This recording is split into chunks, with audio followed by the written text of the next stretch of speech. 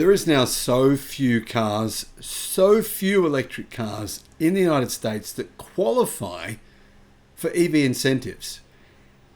I don't even know if saying America even has an EV incentive program makes sense anymore, because there's really very few cars that qualify. Here are the 10 cars, the 10 models, and I'm talking submodels, not even actual models, that qualify now for the EV incentives in 2024. Now, these changes, to be fair, they're not the fault of the Biden administration. They didn't want these changes. They came from Joe Manchin, and somehow he was a key power player, he was needed, his sign-off was needed for these EV regulations or EV incentives to come through, and he demanded that these rules would be in place. And now he obviously knew that by 2024 it would mean that there would be almost no EV incentives and the program would be pretty much non-existent. And here we are, we're in 2024. So here are the 10 models. Number 1, we have the Chevrolet Bolt EV.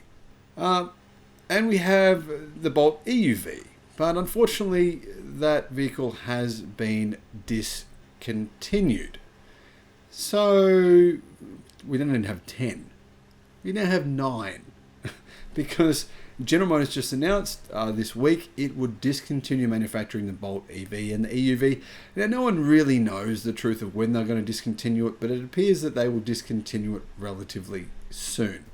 So these lists of vehicles in this list have to be in production for them to even, make sense in terms of mentioning them. But also, I think it's not really worth pointing out vehicles that only get 50% of the credit. So I'm only going to mention the vehicles that get the full 100% credit, not those that are disqualified from 50% of the credit, because some of the battery materials or manufacturing of the cells is done in China. So the first EV we have here really is the Chevrolet Equinox EV. And well, as you all know, General Motors sells a minuscule number of Equinox EVs. It's only just started, but there's only a few that have been delivered. So I don't know if we can even count that either. The Ford F-150 Lightning. Here is a vehicle that does sell in relatively decent numbers. Not big numbers, but decent numbers. That does qualify for EV incentives, but not all models do. Remember, the vehicle price has to be below $80,000, meaning I believe 3 models of Ford F-150 Lightning do qualify for the EV incentive, the full incentive. The Tesla Model 3 Performance, that qualifies. The Model 3 Long Range and the Model 3 Standard Range do not qualify. Only the Model 3 Performance. The Chevrolet Silverado EV. Now, many publications are mentioning this as qualifying. Does, but hasn't even been a single one made yet. And General Motors have put off production until 2025. It seems as though much of the media ignored that news from General Motors and has just pretended that the Chevrolet Silverado EV will be made in 2024. I wish it would be. It's a pretty damn impressive vehicle if you look at the specifications of it. But unfortunately, you're not going to see any Chevrolet Silverado EVs this year.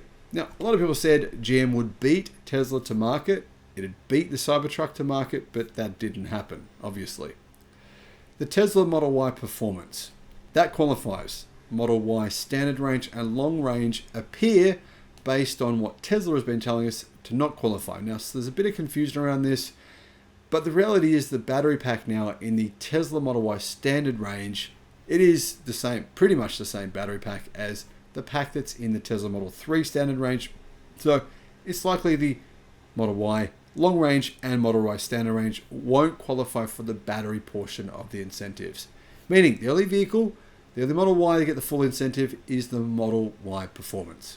The Chrysler Pacifica plug-in hybrid. Yeah, it's not even an EV, but anyway, I'm clutching at straws here to find vehicles that even qualify, so I had to add that in. The Chevrolet Blazer EV. The Blazer actually seems to be a pretty decent car. It's a bit expensive, but it does qualify, so that's good. The Cadillac Lyriq. That qualifies. Not a lot of those are sold, but yeah, they're not bad either. Not a bad car.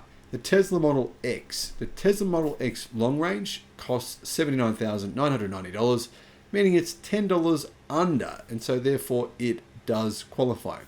The limit is actually $80,000 for SUVs, and for pickup trucks. And if it's not an SUV or a pickup truck, the limit is 55,000. Now, the Tesla Model X is considered an SUV. It is a pretty large car, and so therefore it qualifies. The Model S is not an SUV, of course, it's a sedan, and it doesn't qualify, even though it's the same price. So, that's it. As you can see, there's very few cars now that qualify. And I think we're going to see maybe maximum 10% of the auto market, the EV auto market, qualifying for EV incentives in 2024, unless there is a change. Now, automakers have been lobbying the Biden administration for changes to these EV incentive rules so that their cars can qualify. I don't know if the Biden administration have the power to even change them. That's the tricky situation that we find ourselves in. Guys, what are your thoughts? Let me know in the comments. Thanks for watching.